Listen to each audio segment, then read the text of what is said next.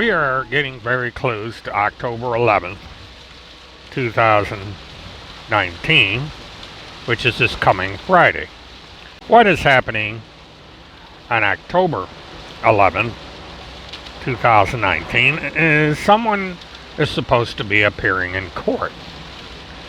And when that person goes to court, they're going to find out how their future is going to go. They're going to find out if they have a house to live in, if they have antique cars in their garage, if they have possessions, and even if they are going to have the ability to stay on the air, on YouTube, on the various streaming channels that they have set up. Or someone is in a lot of trouble. He owes a lot of money to the government, to a bank, or a credit union in this case, and even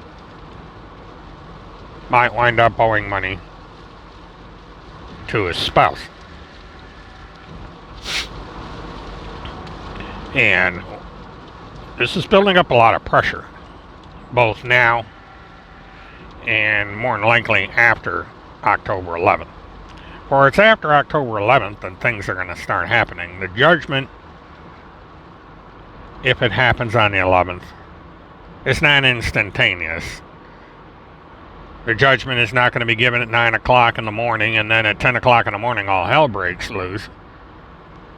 Things are going to take time. There's bureaucracy that has to be put up, schedules that have to be planned, and procedures that have to be followed with a final outcome. And it's that deadline where things are going to happen. Because it's that deadline that's going to cause someone to engage in ever increasingly erratic behavior. On October 11th, this is the beginning of the end. This is the beginning of the end of a fight that's gone on for quite some time. And now it's time for things to come to a head. The amount of money that is owed needs to be addressed. The status of property that Mr. McConnell owns needs to be addressed, and what's going to happen to that property.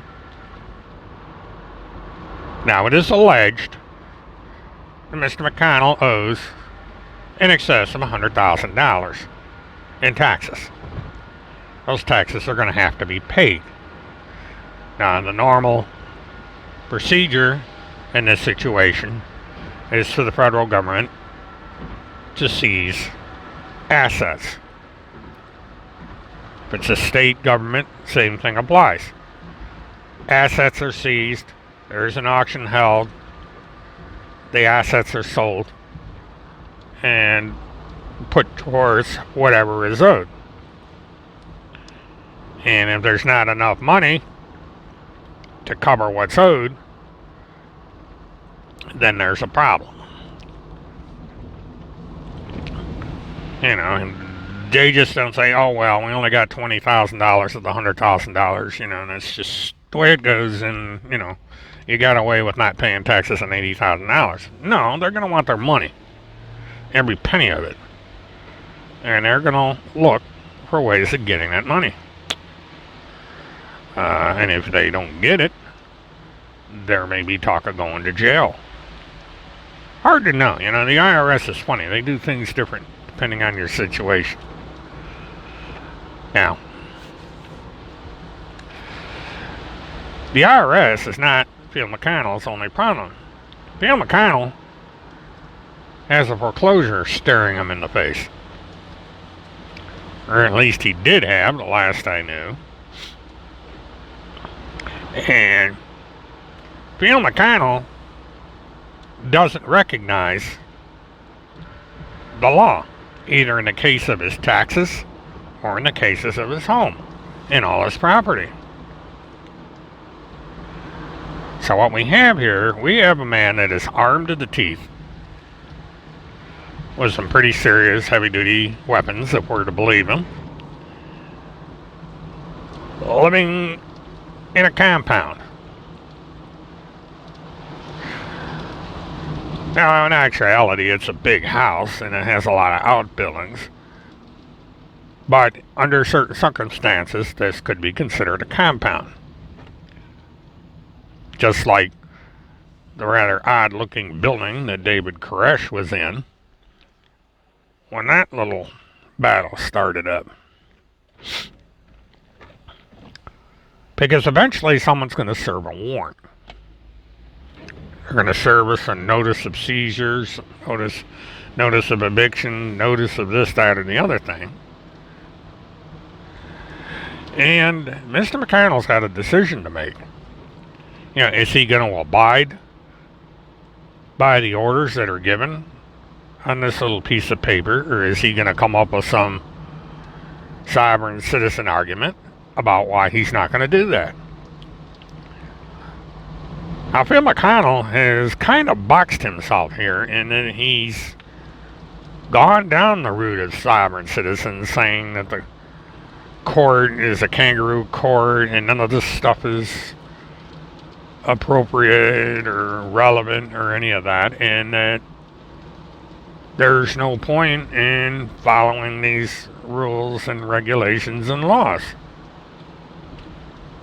That he needs to be defiant of all this. Say, no, I'm not going to follow these rules. I'm not going to follow the law. I don't recognize the rules and I don't follow the law. And we could have an armed confrontation. We could have one of these things where we've got police helicopters and news helicopters flying around this house while law enforcement gets shot at because this man refuses to leave. This is a distinct possibility. This is something that people need to understand could happen. There could be a war starting in Plum City, Wisconsin. It would be Field McConnell's War. It would be Field McConnell against the world. And who's going to be stuck in the middle of this little war? The dude in the basement, lounging, clicking away on his little computer.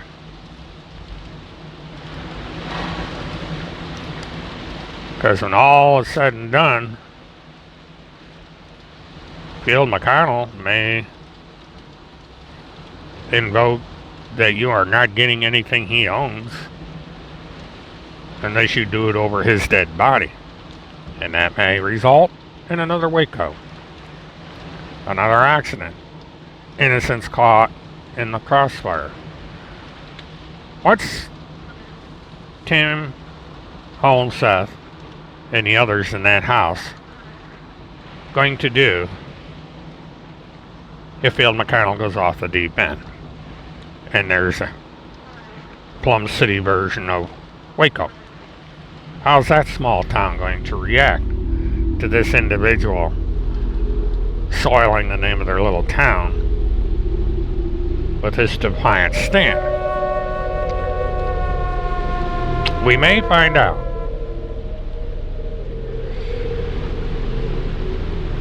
Field McConnell may make the wise choice of just closing up shop, packing his bags of whatever clothes they're allowing to take, and leave. And drop his losing argument against the forces against him. Or he could decide he wants to be a martyr at 70 years old and go after people that are going after him.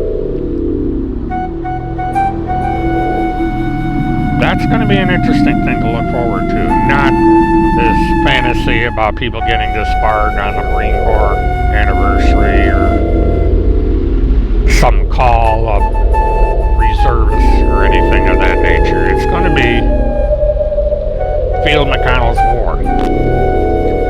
And where that war takes those involved. Until then, have a good one.